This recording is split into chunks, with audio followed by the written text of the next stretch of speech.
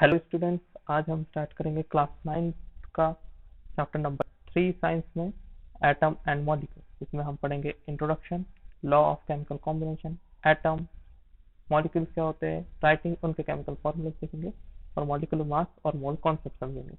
तो हम पहले करते हैं इंट्रोडक्शन।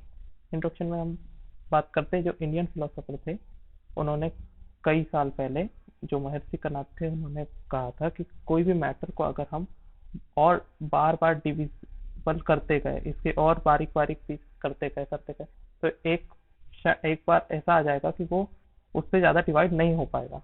तो उसे उन्होंने नाम दिया परमाणु। और उसी समय सेम फिलोसॉफी के साथ ग्रीक फिलोसोफर भी आए थे, डेमोक्रिटस एंड ल्यूसिफस। तो इन्होंने भी सेम थ्योरी दिए थे कि कोई भी मैटर को अगर हम डिविजिबल करते गए तो वो एक ऐसा पार्ट ऐसे सिचुएशन में आ जाए कि उससे डिविजिबल ना हो। तो उन्होंने इसका नाम दिया इनडिविजिबल और इसका नाम दिया उन्होंने एटम। एटम इसका मतलब होता है इनडिविजिबल। अब हम बात करेंगे लॉ ऑफ केमिकल कंपोजिशन। इसके दो लॉ है, एक है law of conservation of mass, एक लॉ ऑफ कांस्टेंट प्रोपोर्शन। हम पहले डिस्कस करेंगे law of conservation of mass. Law of conservation of mass of states that mass can neither be created nor be destroyed in chemical reaction। अब हम इसको समझने के लिए केमिकल रिएक्शन ले लेते हैं। एक वाटर ले लिए, एक ग्लास में 1 kg वाटर ले लिए और 1 kg शुगर ले ली। दोनों को हमने अगर मिक्स कर दिए तो ये अब इसमें मास इसका है 1 kg वाटर का मास था और 1 kg शुगर का मास है। तो इसमें टोटल जो बाद में हम रिएक्शन मतलब खोलने के बाद में रिएक्शन का बाद जब गिनेंगे तो 1 kg ऑफ शुगर और 1 kg ऑफ वाटर मिलकर 2 kg ऑफ जो सॉल्यूशन होगा उसका, तो अगर शुगर प्लस सॉल्ट का वो बन जाएगा। अब हम डिस्कस करेंगे लॉ ऑफ कांस्टेंट प्रोपोर्शन। अब जी ये एच इसमें कहता है लॉ ऑफ कांस्टेंट प्रोपोर्शन कहता है कि जो केमिकल सब्सटेंस कोई भी बनता है एलिमेंट से वो एक डिफरेंट प्रोपोर्शन में बनता है। तो ये जो हम H2O को ले लेते हैं, अगर वो भी दो एलिमेंट से बनता है, हाइड्रोजन और ऑक्सीजन से, तो ये भी एक फिक्स प्रोपोर्शनल में बनता है 1:8। इसमें जो हाइड्रोजन का प्रोपोर्शन होता है 1 होता है और जो ऑक्सीजन का होता है वो होता है 8। अब यहाँ पे हम अगर डिस्कस करेंगे तो 1 ग्राम ऑफ जो हाइड्रोजन होगा वो प्लस 8 ग्राम ऑफ ऑक्सीजन जो होगा ये मिलके बनाते हैं 9 ग्राम ऑफ वाटर। अगर इसका प्रोपोर्शन सही नहीं रहा तो ये कोई और सब्सटेंस या कोई और प्रोडक्ट बना देगी। अब आगे डिस्कस करते हैं हम postulates of Dalton's atomic theory. ये बहुत इंपॉर्टेंट है, अगर एग्जाम के तौर पे देखें तो ये पूछी जाती है। तो ये कहती है कि सारे जो मैटर होते हैं वो किसी ना किसी टाइमिंग पार्टिकल से बनते हैं जिसे हम एटम कहते हैं। और एटम जो होते हैं वो जितना पार्टिकल उनका छोटा है उससे और भी इंडिविजिबल नहीं हो सकते हैं, और ये क्रिएटेड भी नहीं होते और डिस्ट्रॉय भी नहीं हो सकते हैं। और जो atom of given element are identical in mass and chemical properties. जो एटम हुआ, हाइड्रोजन का एटम हुआ, तो हाइड्रोजन का एटम जैसा कोई दूसरा एलिमेंट का एटम नहीं रहेगा। उसका मास उसके जैसा नहीं होगा, उसकी केमिकल प्रॉपर्टीज उसके जैसे नहीं, किसी न किसी प्रॉपर्टीज में उससे अलग रहेगा। Different element have different masses and chemical properties, same यही है।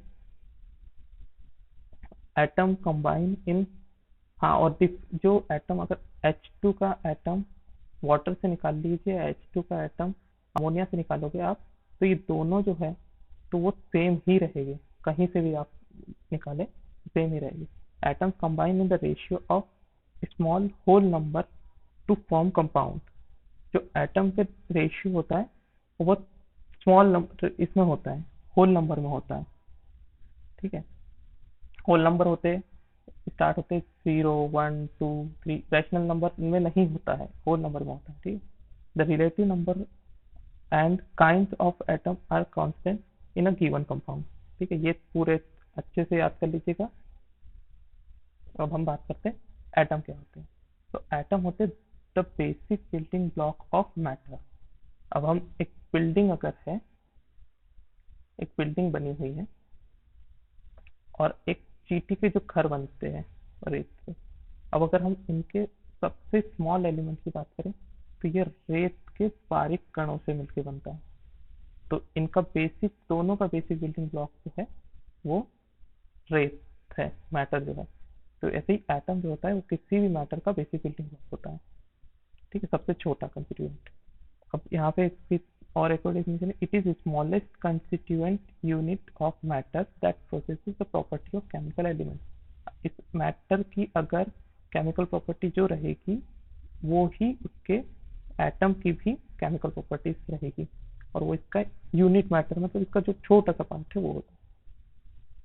अब जो modern day symbols of atom different element, तो ये हाइड्रोजन का सिंबल है, ये कार्बन का, ये ऑक्सीजन का, ये फॉस्फोरस, ये sulphur, iron, copper, lead, silver, gold, titanium, mercury. जैसे पिछले पहले पहले जब इतना एलिमेंट नहीं होते तो इस तरीके से हाँ इसके ये होते थे सिंबल्स, लेकिन जब फिर बहुत सारे एलिमेंट्स आने लगे, 100+ एलिमेंट्स हो गए, तो तब ये हुआ कि उनके जो कुछ के फर्स्ट लेटर या उनके कुछ इनिशियल्स लेकर उसके नाम, जैसे हाइड्रोजन फर्स्ट था तो उसका एच रख दिए, हीलियम फिर आया तो हीलियम के 2 लेटर ले लिए, एच ई, ये उसके सिंबल्स बन गए। अब एटॉमिक मास, एटॉमिक मास क्या होता है कि atomic mass of element is the mass of one atom of the element. जो एटॉमिक मास होता है, जो एक एटम है उसके वन एलिमेंट का, एक एटम का जो मास होता है उसको कहते हैं एटॉमिक मास। और अब हाइड्रोजन का होता है 1, ठीक है, एटॉमिक मास 1 होता है। और अगर हम आईयूपीएसी के, आईयूपीएसी एक संस्था है, उसके अकॉर्डिंग अगर हम बात करें तो वो उसका अगर एक यूनिट मास की बात करें तो वो उन्होंने रिलेटिव मास के लिए डिफाइन किया है कि 1/12 of the mass of single carbon 12 atom. तो ये अप्रोक्सीमेटली इतना होता है, उसे इंटू कर देते हैं।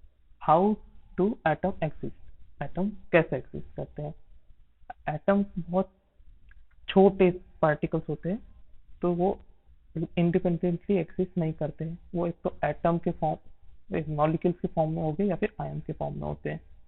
और यही मॉलिक्यूल्स और आयंस किसी और चीज के साथ एग्रीगेट करके, मतलब दो जुड़ के जुड़कर जुड़ जुड़कर एक मैटर या अच्छा सा कंपाउंड बड़ा सा बनाकर, ये आप इनको फिर फील टच कर सकते हैं या देख पाते हैं।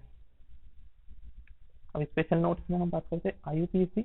आईयूपीएसी का फुल फॉर्म होता है international union of pure and applied chemistry. ये भी ऑब्जेक्टिव में पूछा जाता है। और atomic masses of a few element हम पढ़ देंगे। तो हाइड्रोजन का होता है 1, अभी बात की थी हमने। कार्बन का होता है 12, नाइट्रोजन का होता है 14, ऑक्सीजन का 16, सोडियम का 23, मैग्नीशियम 24, सल्फर 32, क्लोरीन 35.5, कैल्शियम 40। इसके हम बचा कुचा जो भी इसमें इस यूनिट में है वो हम नेक्स्ट लेक्चर में पढ़ेंगे। Thank you for watching. इस वीडियो से रिलेटेड आपको कोई भी डाउट हो तो आप नीचे कमेंट सेक्शन में या फिर हमारे टेलीग्राम ग्रुप में ज्वाइन होकर बता सकते हैं। लिंक डिस्क्रिप्शन में है टेलीग्राम ग्रुप की। आपको इससे रिलेटेड या किसी भी सब्जेक्ट से रिलेटेड कोई भी क्वेरी हो तो आप वहाँ पर फोटो पोस्ट या फिर क्वेश्चन टाइप करके भी पोस्ट कर सकते हैं। आपको हम जल्दी से जल्दी सॉल्यूशन प्रोवाइड करने की कोशिश करेंगे। जब तक के लिए keep watching, keep learning, keep growing. Thank you.